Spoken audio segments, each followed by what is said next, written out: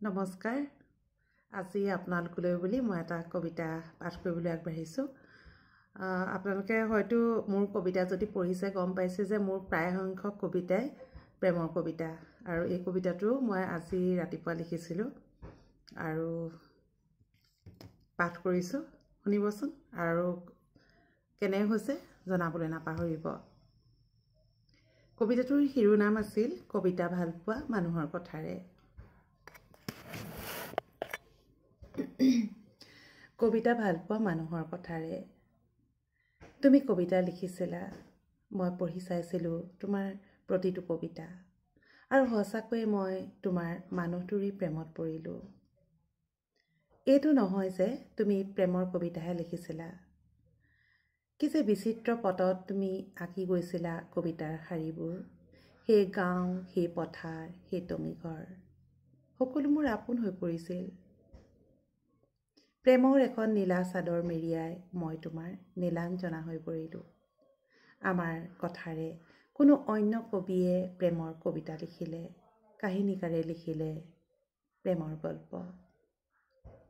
আমাৰ চকুত বহুবাৰ চকুলো সৰিলে, কেতিয়াবা আনন্দৰ বন্যা বলে, কেতিয়াবা অভিমানৰ চূড়া খহি তছনছ হ'ল, আৰু কেতিয়াবা হাতৰ পৰা খহি পৰিছিল মমতাৰ জৰীডাল।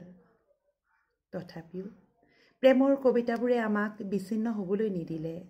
আমাৰ খোজবোৰ একেফালেই যোৱা হ'ল, আমাৰ কথাৰ আৰবেৰ নহ'ল। কত না কথাৰে আমাৰ হৃদয় ভৰি পৰিল।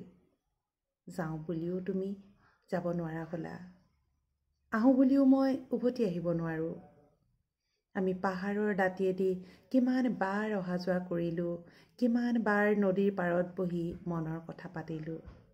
তুমি পাহাৰীয়া কলডিলৰ কথা ক'লে, মই বকুলজোপাৰ কথা কৈছিলোঁ। তুমি কবিতাৰ কথা ক'লে, মই মেক্সিম গৰ্কীৰ কথা কৈছিলোঁ।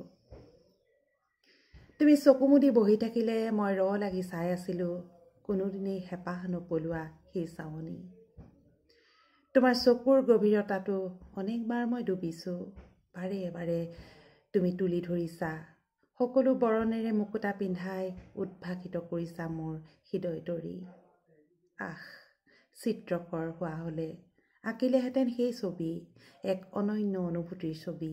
এটা টঙি ঘৰ, হালধীয়া সৰিয়হৰ ৰং, আৰু এহাল বনৰীয়া চৰাই উৰি উৰি যোৱা আকাশৰ সীমনালৈ।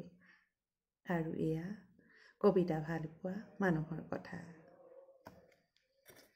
কেনেকুৱা পালে জনাব, আৰু যদি আপুনি মোৰ ভিডিঅ'টো সম্পূৰ্ণকৈ চালে আপোনাক অশেষ ধন্যবাদ জনালোঁ। ধন্যবাদ।